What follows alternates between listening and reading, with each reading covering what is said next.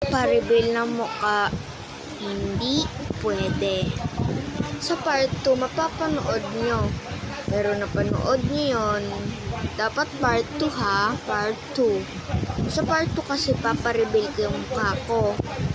At kung di titigil sa part 2 ha, gagawin ko pa yun.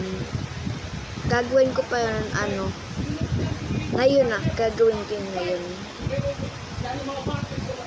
Di kasi natitigil ng mga Amerikano kasi Philippines ako. Kaya ayan, alam niyo naman, pag di kayo manood ng part 2, papaluin ko kayo. Sige. Bye-bye! Thank you for watching. Subscribe! Like. Hindi nyo na-subscribe yung mga ko Miss na kasi. Gusto ko maging YouTuber. Pero hindi pwede. Kagabi. Hindi nyo ako na-subscribe.